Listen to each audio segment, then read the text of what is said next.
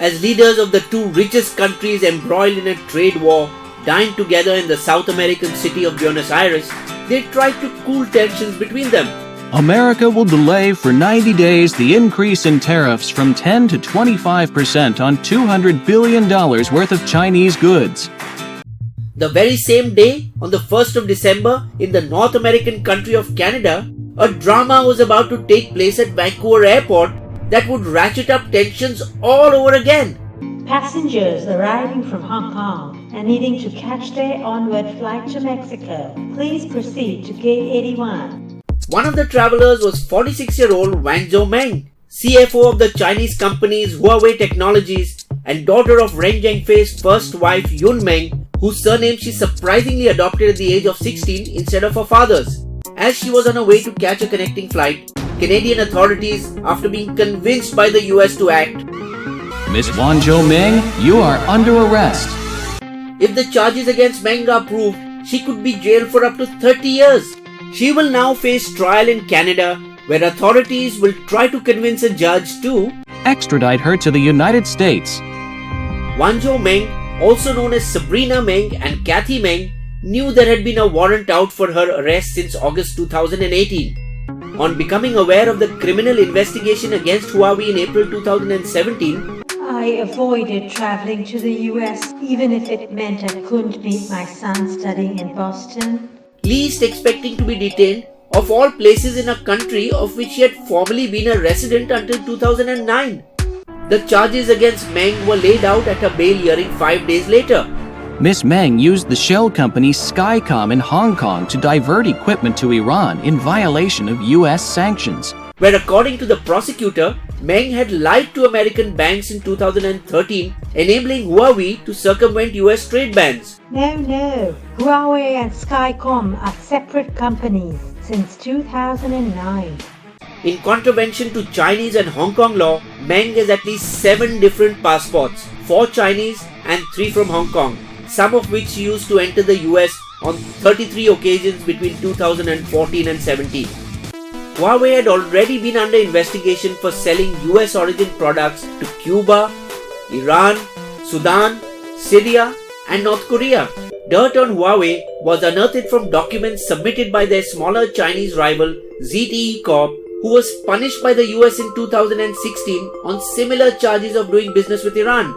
ZTE would set up seemingly independent companies, basically shells termed as cut-off companies, that would sign deal with countries placed under US sanctions like Iran and North Korea. The document found, cited as a model, a rival company codenamed F7, the description of which matched that of Huawei. Huawei, founded in Shenzhen in 1987, is now the largest private company in China and spends $13 billion on R&D, 5 times more than Apple, and is at the cutting edge in 5G network technology. 5G technology is the next frontier that will facilitate IoT or Internet of Things, connecting everything like driverless cars with your garage door or your refrigerator to your grocer. In 2017-18, Huawei surpassed Sweden's Ericsson AB and Finland's Nokia to become the world's largest telecom network equipment supplier and will close 2018 with annual revenues of $108 billion and profits of around $9 billion. Adding another feather to its cap, when in late 2018, with 15% of the world's market, they surpassed Apple as the world's second largest smartphone manufacturer behind Samsung.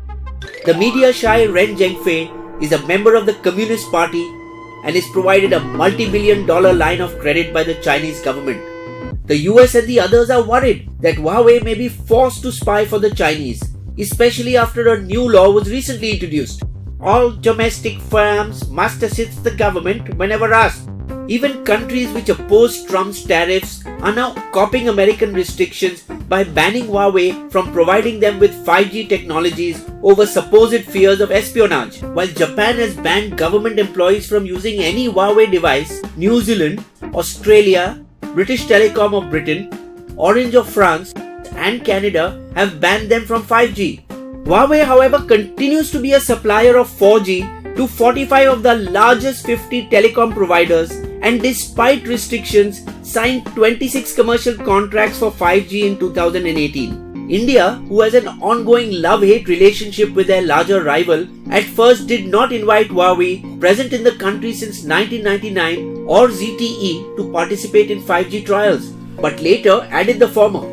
However, despite being a larger market than the US, price-sensitive Indian telcos prefer Chinese companies as their products are cheaper by as much as 50 to 25% than European firms and also offer cheaper finance options.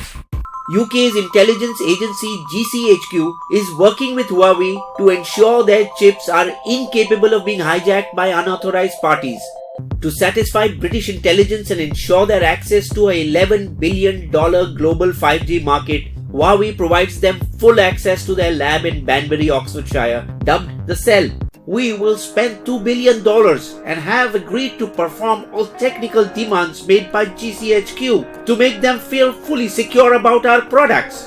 Meanwhile, the 12th richest Chinese woman on the Forbes list filed a 55-page affidavit insisting that she was not a flight risk. I should be released as I suffer from hypertension, can't digest solid food, and have recently recovered from cancer in 2011. After 3 days of hearings, a British Columbia justice ruled. Bail is granted at 10 million Canadian dollars.